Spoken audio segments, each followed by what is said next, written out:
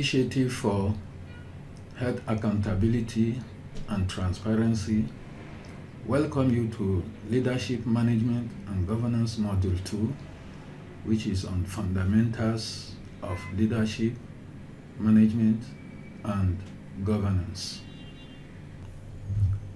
Looking at the outline of this presentation, we'll have the learning objectives. We'll speak on the need for good leadership and management. We'll look at leadership, definition and types.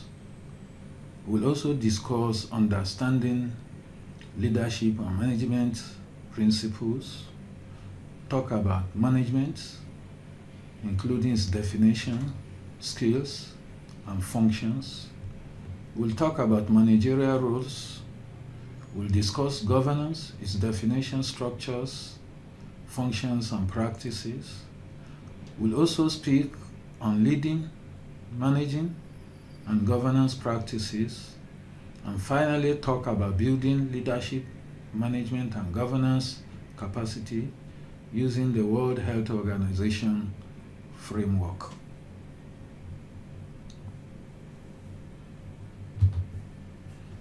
On the learning objectives, the participants will understand leadership as an influence process in organizations. They will be able to distinguish between leadership and management, describe the interrelationship between leadership, management, and governance, identify the different practices of leading, managing, and governing. They will also be able to describe the relationship between leading and managing practices and health outcomes. And finally, identify the ways in which leadership, management, and governance contribute to health outcome improvements.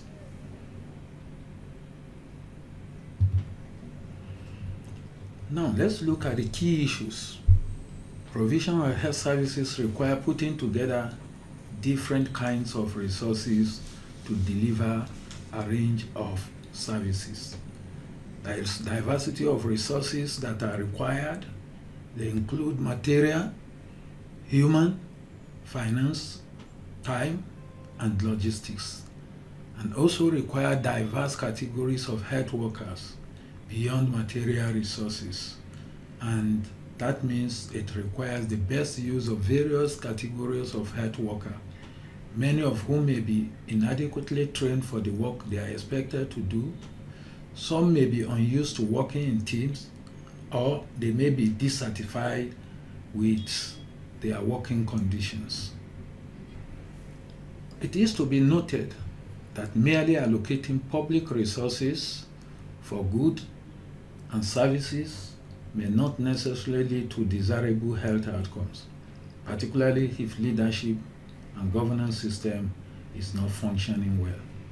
Therefore, health leaders and managers require special skills, what we call soft skills, to facilitate efficient use of resources and better management practices in the areas of teamwork, ability to motivate people, communication skills, etc. Unfortunately, many health leaders and managers have very little experience of actually fulfilling leadership and managerial role.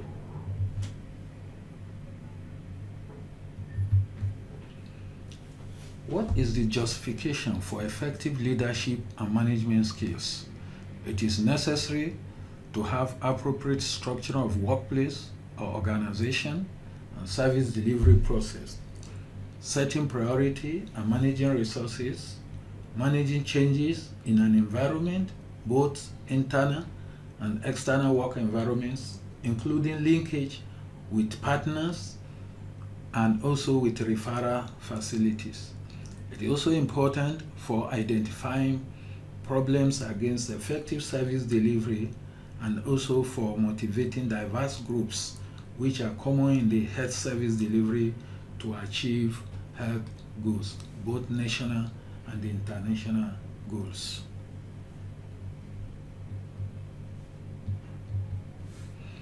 Let us do a brainstorming exercise for just few seconds what do you understand by the term leadership?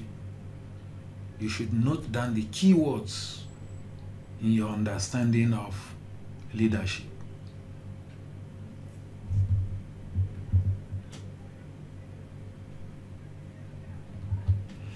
Now, let us look at the definition of leadership. There are keywords which we have requested you to note down before, and look at the keywords here. Leadership is a process. The process is very key, whereby an individual influences. The word influences is also very key. And what is it that is influenced? The values, the behavior, and attitude of a group of individuals to achieve a common goal.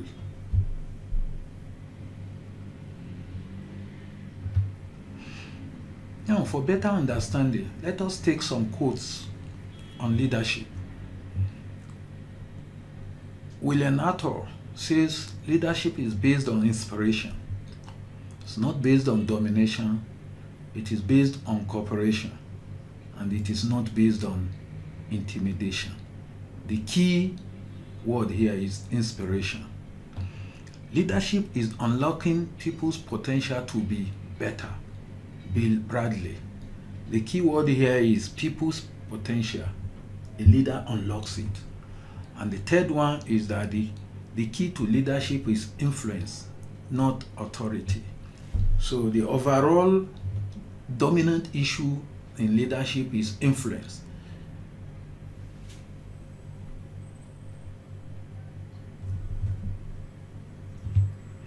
Let's take another quote again. John Adams says, if your actions inspire others to dream more, to learn more, to do more, and become more, you are a leader. So the key word is still influence.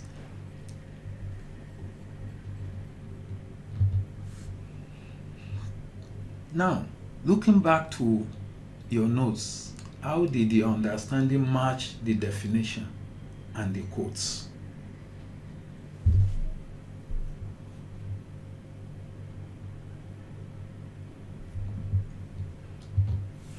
Now, moving forward, let us have a look at Leaders Map Storyboard about the art of leading. Leading is taking people with you on a journey of common purpose and direction. And what is key here is the influence. But it will be noted that in our life, we often try to get from A to B in a straight line.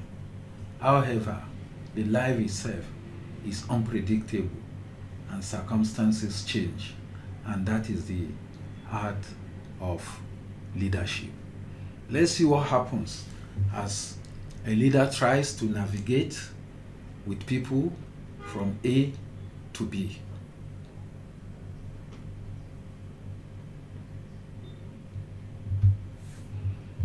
The art of leading is like sailing uncharted stormy sea. And we know the challenges and the obstacles. Basically, winds blow, waves rise, and current pulls, and those constitute obstacles that block. However, on the way, opportunities may arise for you to get to your aspiration at B.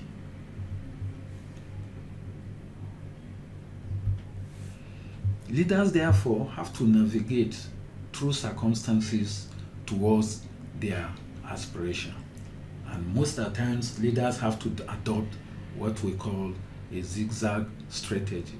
And this is the best way to get ahead through obstacles.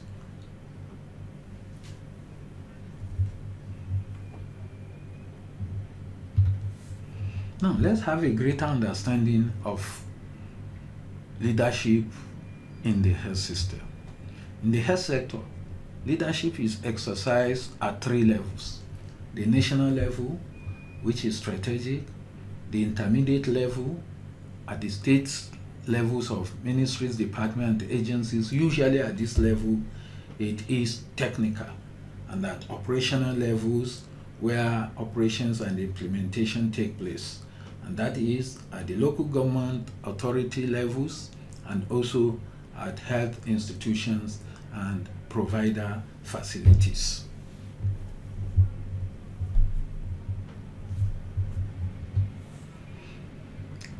It should be noted that it is the leaders that establish vision and set broad goals.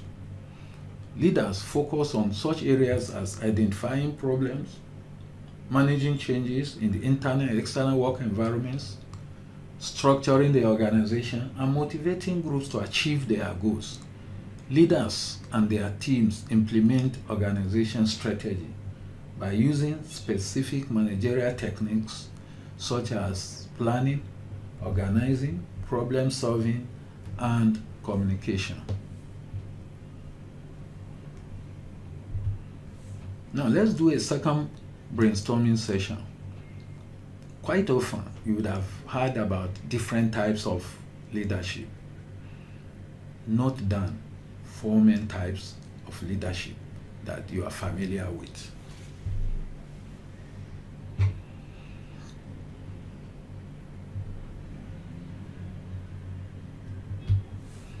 See to which your notes align with the common types of leadership that we have here.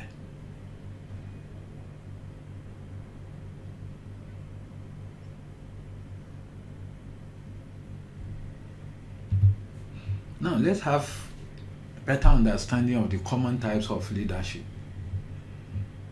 The first one is what we call autocratic leadership style. Under this, leader makes decisions without reference to anyone else. That is, leadership is exercised exclusively, is not inclusive. And the result is that there is high degree of dependency on the leader because they will wait for the leader, and it creates demotivation and also alienates staff.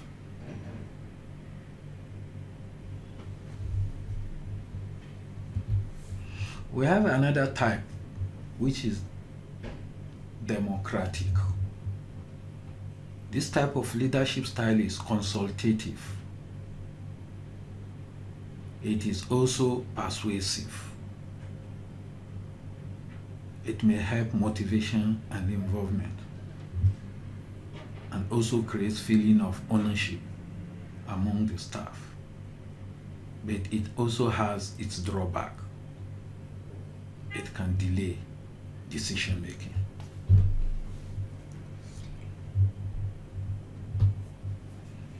We also have another type, style of leadership we call laissez-faire. It is let it be. The leadership responsibilities are shared by all because the leader believes that everybody must be involved. It can be highly motivational because people have control over their working life. However, it can make coordination and decision making time consuming and also lacking in overall direction.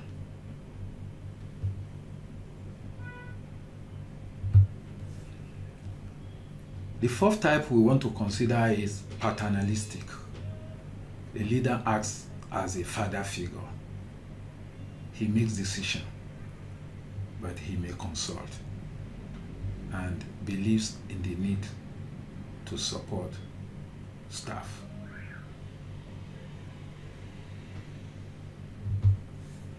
Now let's take another third brainstorming session. What is management? And note down the key words.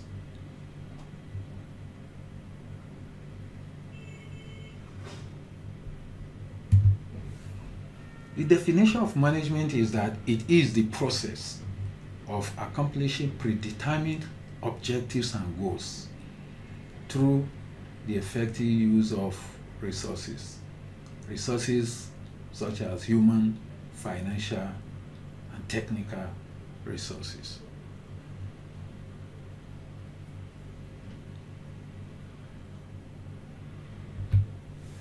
Let's take another brainstorming session. We've heard what leadership means, and we have also seen the definition of management.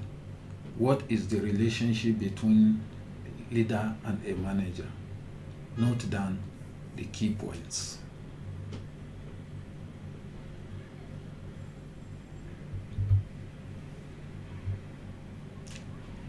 Leadership is different from management. They are two distinctive but complementary systems of action. Each has its own functions and characteristics, but both are necessary for success in the health system.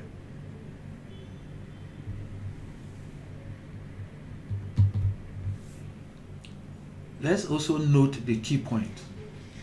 When you become a leader, your job is to define the problem, not to solve it.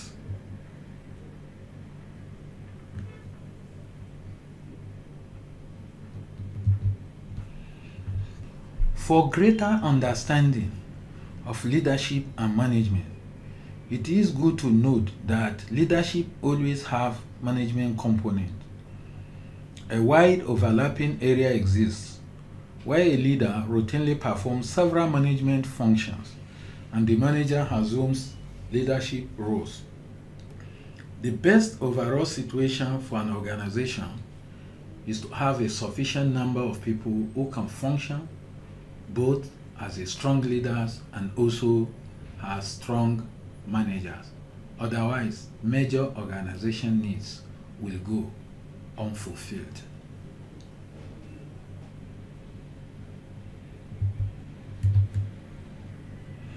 Let us compare and contrast leadership and management. Leadership inspire, management administer.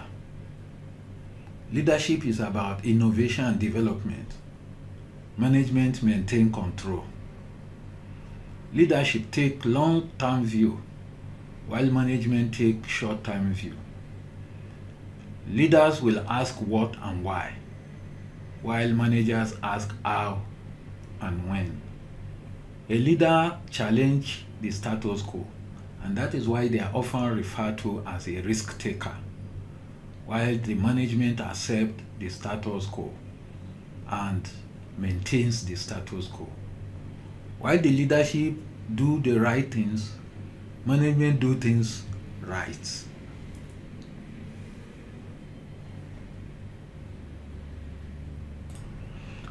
What is obvious from this slide is that there is wide overlap between leadership and management, because you can see a number of things that a leader is supposed to do. Also, the managers also have to do it, though in a different manner.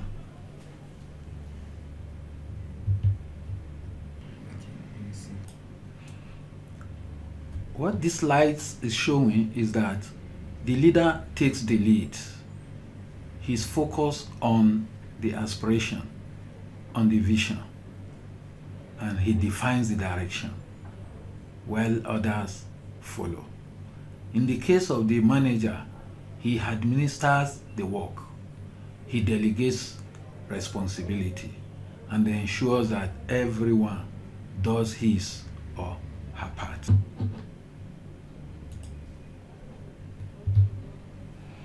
Now, let us look at what we mean by management skills.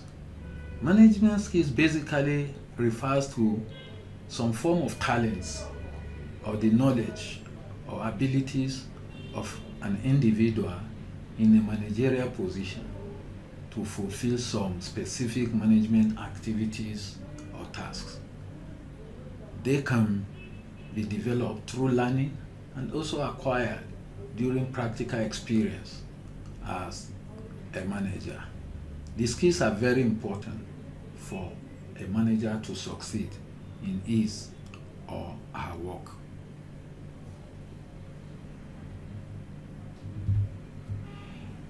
There are three types of management skills. There are technical skills, there are human skills, and there are what we call conceptual skills. The technical skills are technical knowledge or proficiency in a chosen field. It could be in medicine, it could be in nursing, it could be in accounting, it could be in engineering. These are the technical skills that one needs in a chosen field. And then we have human skills. Basically, it involves ability to interact and cooperate effectively with other people, because most works have to be done in teams. And we also have the conceptual skills, which involves the formulation of ideas and solving problems in a creative manner.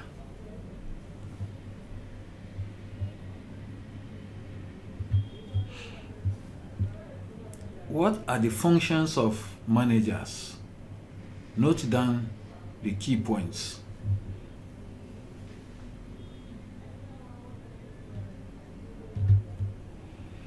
Now, looking at the functions of the managers, they are often grouped into 5 classes or categories.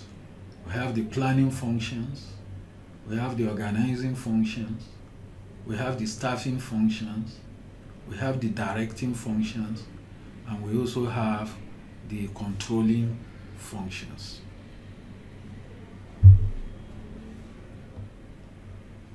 Now let us have a look to what these classes or groups of functions mean. The planning functions have to do with selecting missions and objectives, as well as actions or activities that need to be implemented to achieve the missions and objectives. Organizing function has to do with establishing an intentional structure of roles for people to fill in an organization. And we also have the staffing function, which involves filling and keeping filled the positions in the organizational structure. We have the leading role or function, which is influencing people so that they will contribute to organizational and group goals. And finally, we have the controlling function, which has to do with monitoring, measuring, and correcting individual and organizational performance to ensure that activities conform to plans.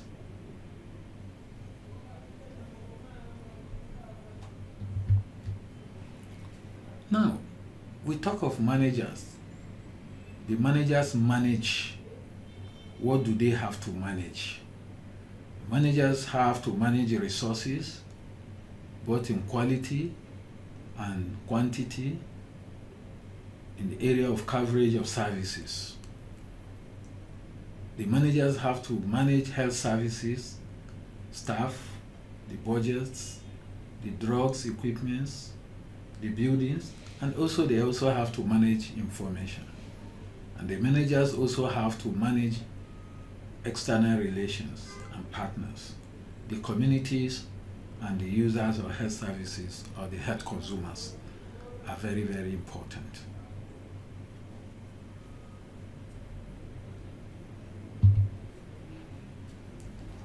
What do you understand by the term managerial roles? Quite often we hear managerial roles. Managerial roles are different from the functions of managers.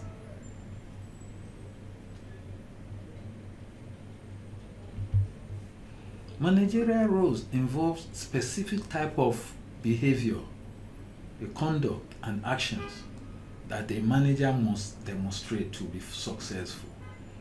If one is to be a successful manager, he must have or imbibe specific types of behavior, and these behaviors are called managerial roles.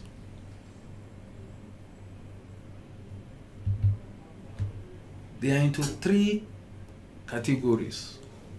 We have what we call the interpersonal managerial roles, we have the informational managerial roles, and we also have the decisional managerial roles. What is key here is with interpersonal managerial roles, you provide information. With informational managerial roles, you process information. And with decisional managerial roles, you use information.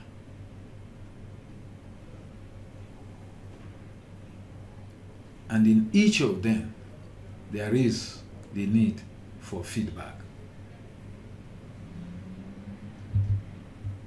Now let's take a brief description of the roles that we have mentioned. The first is that we have the interpersonal roles.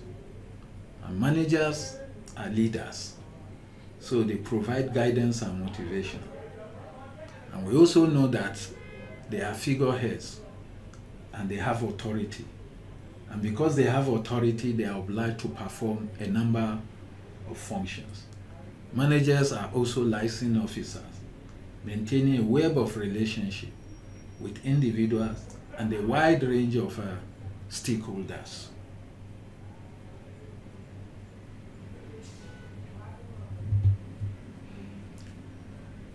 Managers have informational roles. Managers are disseminators. They pass in factual information to colleagues, to supervisors, and subordinates. And they are also spokespersons of the organizations they manage. They transmit information into organizations' environment, and also they disseminate information outside the organization's environment. They are monitors, and they continue to seek and receive information. And this information forms the basis for most of their actions. The final role is the decisional roles. Managers are resource allocators, and they authorize actions and allocate resources to activities and to people. They are change agents. They initiate control change in an organization to improve performance.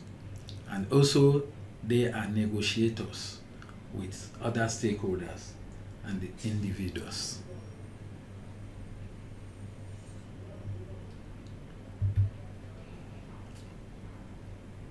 Every organization is bound to have some problems and challenges. What are the common management problems in your organization? You can take some seconds and reflect and possibly note them there in keywords.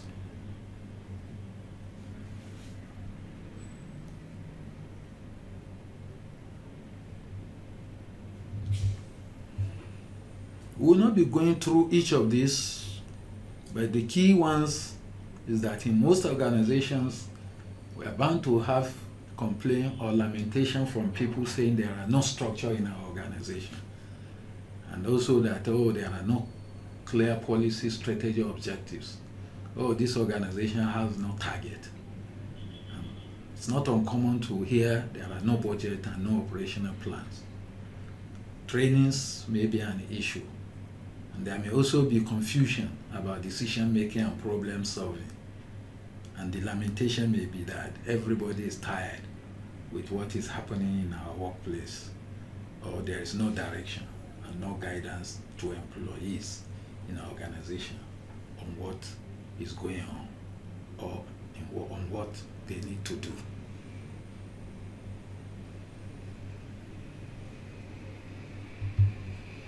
There could be issues of poor communication between the staff and management and also the key stakeholders. There could be frequent arguments among members about different duties, particularly where there are no clearly defined roles and responsibilities. People may not even know the target that they are expected to accomplish. There may be no staff meetings, and occasionally the people may perform behind schedule, or the leader does not even have time to listen to the complaints or difficulties There could be issues of shortage of funds and also shortage of manpower.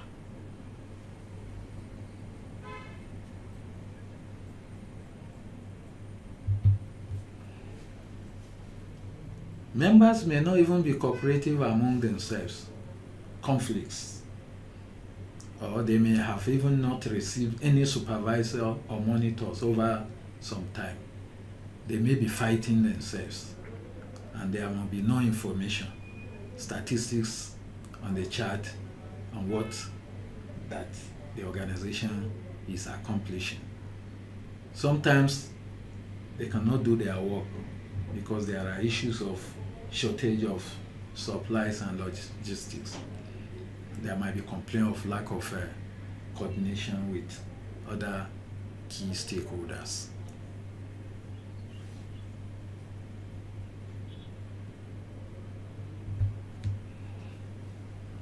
In many organizations, there might be no job description, and the people in the team may not even be sure of what their job is.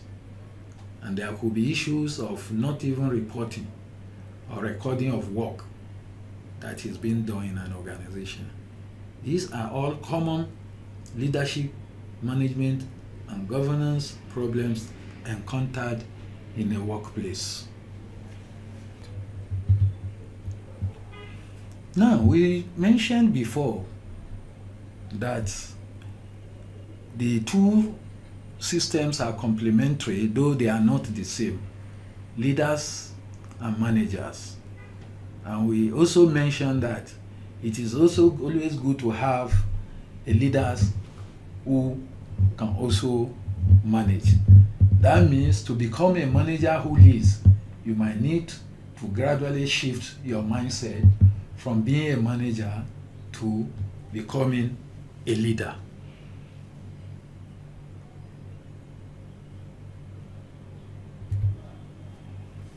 To become a manager who leads, you should shift perspective from your left to your right.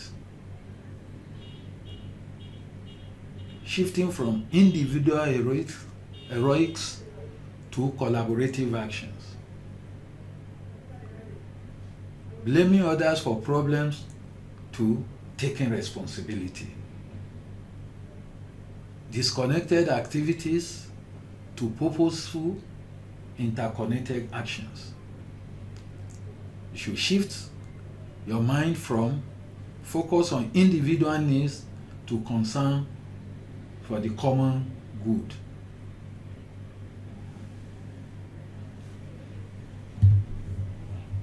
Now, we'll be moving to the governance issues. And let's take this brainstorming session. What does governance mean in the health system? Note down the key points.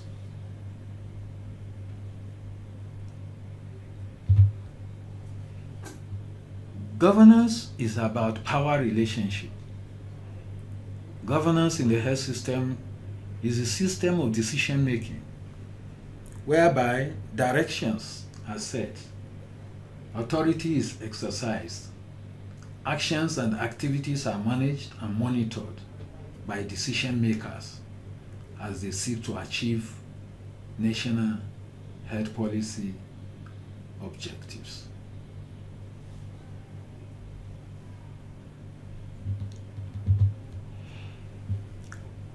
The crux of governance. Governance is premised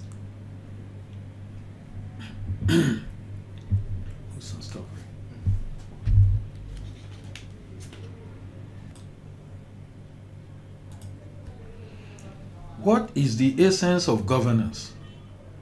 Governance includes creating appropriate organizational structures and organs. It includes system design, policy formulation and implementation. It also includes regulation and control mechanisms of a wide range of actors in the healthcare system.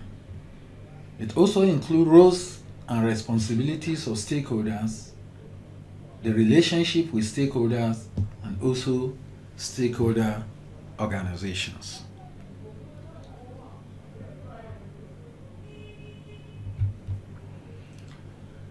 It also includes establishing transparent and effective accountability mechanisms. Accountability is the hub of good governance. Detecting and correcting undesirable trends and distortions in the course of monitoring, and also articulating the case for health in national development in general, knowing that health is beyond the health sector and there are other social determinants of health who are not in control of the health domain.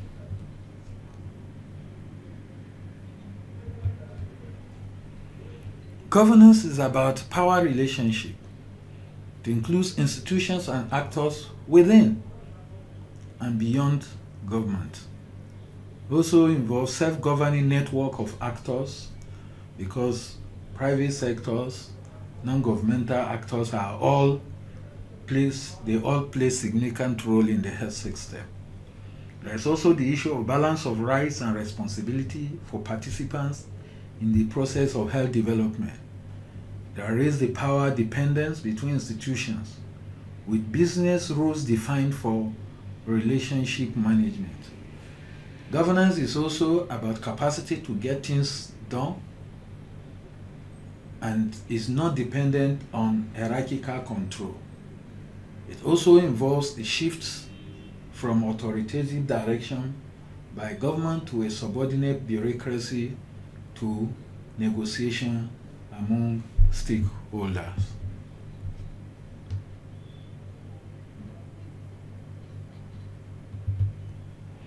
Now, there are the issues of good governance. Good governance today has become a standard globally. And what are the characteristics of good governance? The characteristics include, it's characterized by participatory approach, inclusiveness, it's also consensus oriented, it's accountable and transparent, it's also responsive to the needs and demands of the citizens, it is effective and efficient, it is also equitable and inclusive, and most importantly, it follows the rule of law. There are standards and there are guidelines that have to be followed in the course of delivery of health services.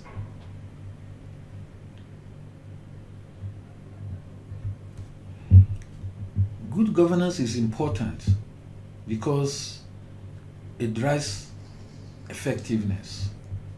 It enables effective use of medicines, information, human resources, and finances. Good governance drives efficiency and quality, delivers higher health service performance, and better health outcomes. Good governance drives responsiveness to the present and future needs and demands of the citizens. Good governance also drives judiciousness, exercises prudence in policy setting and decision making, and ensures that the best interests of all stakeholders are taken into consideration.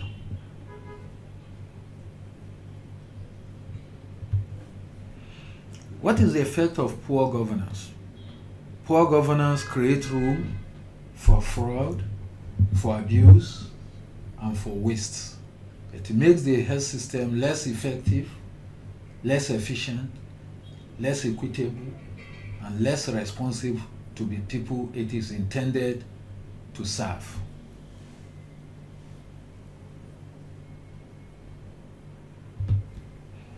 Now, let's look at structures that are available for us for good governance. Governance structure sometimes is also called governance framework, and both of them refer to the arrangement of authority of an organization. The framework delineates power and the governing of management roles of various personalities or personnel and actors in an organization.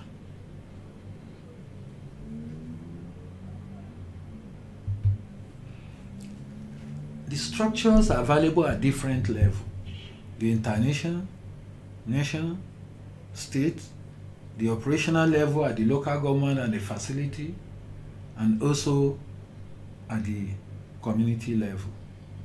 Let's look at the functions at each of these levels.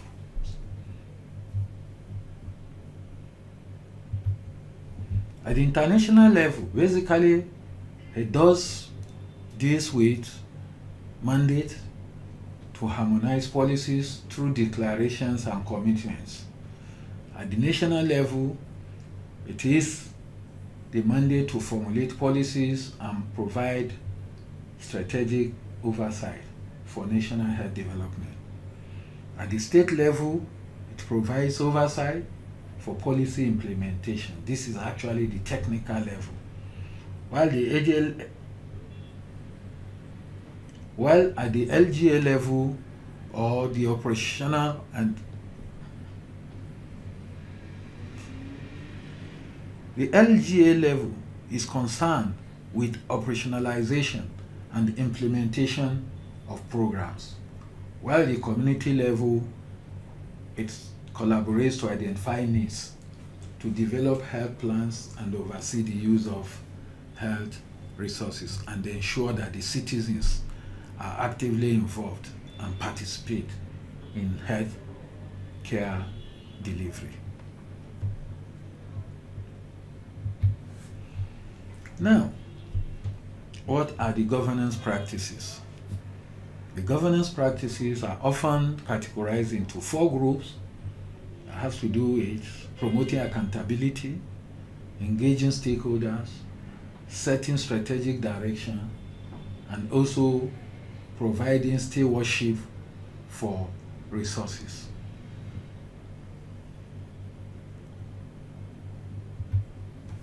Looking at each of those categories, promoting or cultivating accountability, foster decision-making environment based on systems and structures that support integrity, transparency, accountability, participation, and inclusion. While engaging stakeholders have to do with identifying, engaging, and collaborating with diverse stakeholders. While engaging stakeholders involve identifying, engaging, and collaborating with diverse stakeholders representing the full spectrum of interested parties or stakeholders. Is also concerned about setting strategic direction, which is to develop a collective vision of ideal state of priority health area and processing need for reaching the national health goal. And the stewardship role of resources includes raising, mobilizing, allocating resources, making sure that they are used in a responsible way for delivering services that are of high quality, that are affordable, and that are cost effective. Now let's look at leading, managing, and governing for results. What do we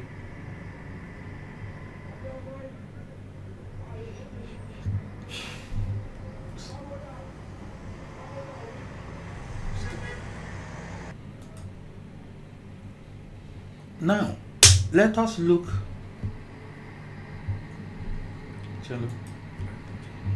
Now, what do we need to do?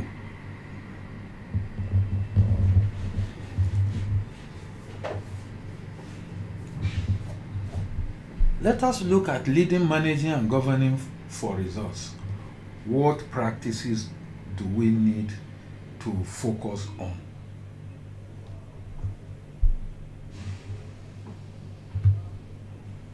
This is a WHO framework. On the left side are what you need to do when you are leading, when you are managing, when you are governing.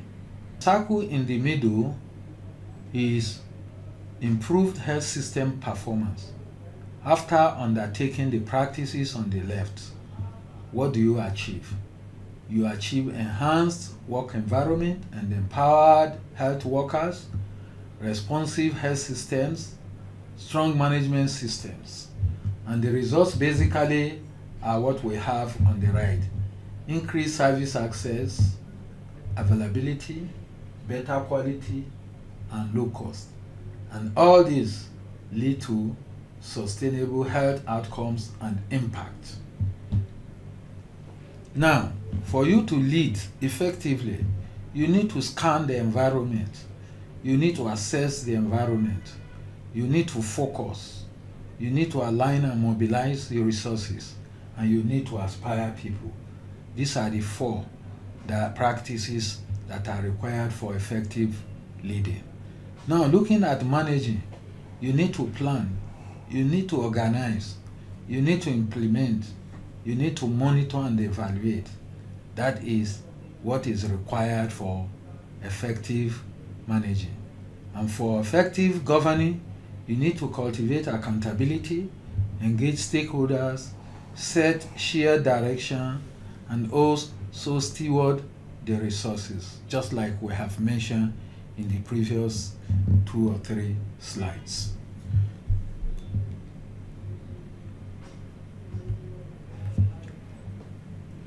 Applying the leading, managing, and governing practices listed on the left side of the model can bring about changes in organizational effectiveness, but there is some overlap among the leading, managing, and governing practices. But all the 3 components are essential to sustainable health outcomes.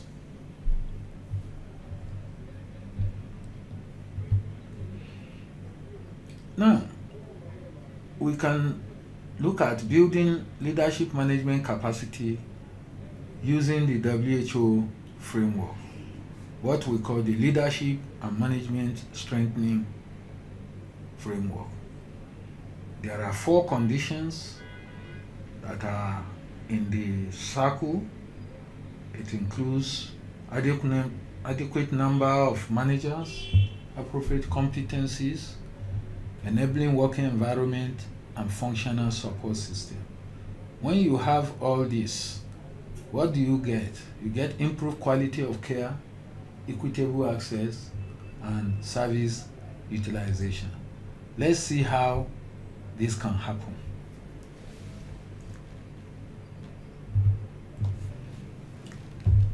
The framework is designed for building leadership and management capacity.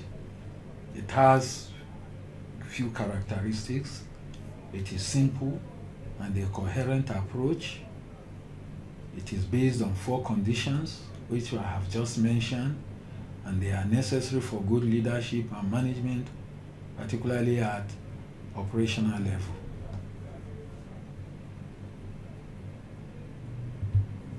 They are interrelated. The 4 conditions are closely interrelated. Strengthening one without the other is not likely to work. The framework also have multiple uses, can be used for mapping current activities, for needs assessment, for planning leadership and management development strategies, and for monitoring and evaluation.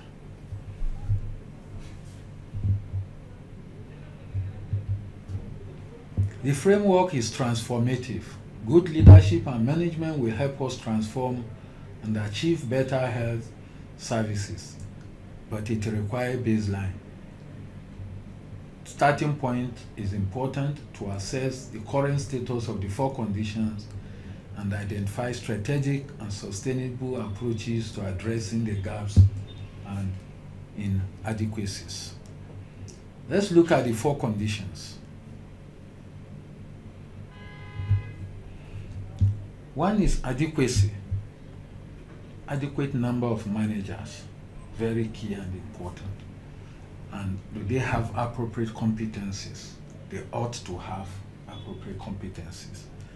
And that's why we mentioned that to strengthen one of them without strengthening others will not work. If you provide adequate number of managers and they don't have appropriate competencies, or there is no support system and the environment is not enabling, certainly you will not get a good result in terms of a strong leadership and sound management system.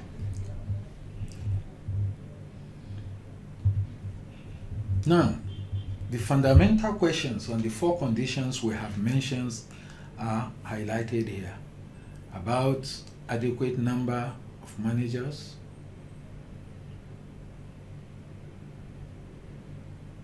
about competency and appropriate competencies of the managers,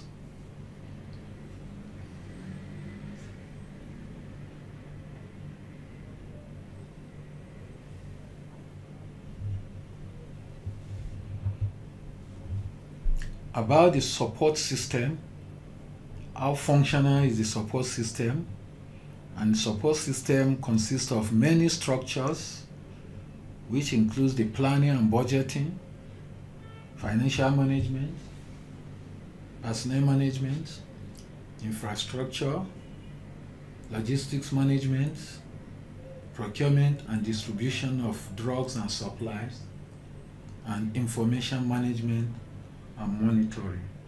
And for each of these structures, are there managers for each of them, and are they competent?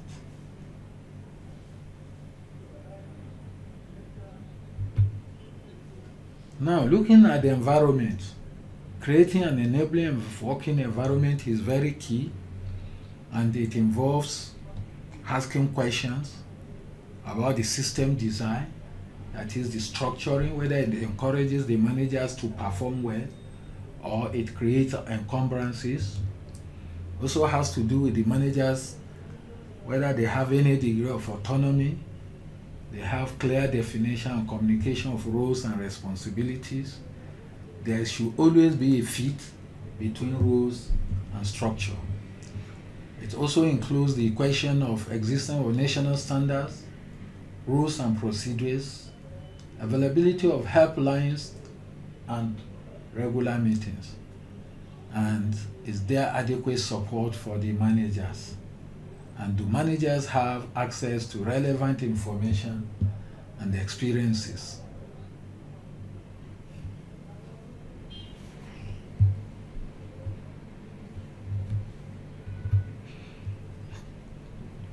Now, let us just take a quick summary and conclusion of the issues that have come together and what they have thrown out. Provision of health services involves putting together different kinds of resources to deliver a range of services. And we know the resources are human and material. And that health leaders and managers require soft skills. Beyond the technical skills that we often talk about, there's need for special skills to facilitate efficient use of resources and also better management practices. Leading, managing, and governing practices are essential to bring about changes in organizational effectiveness and sustainable health outcomes.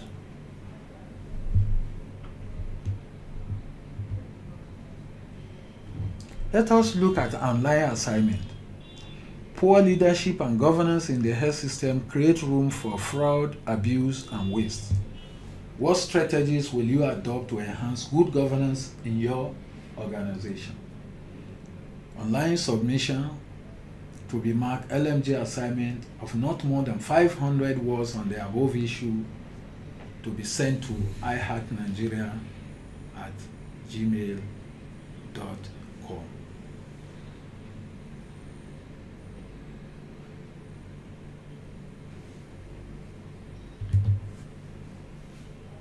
Finally, our dream for a strong health system and better health outcomes will remain a dream unless we work for it. Strong leadership, effective management, and transparent governance is the key. iHeart is committed to all this.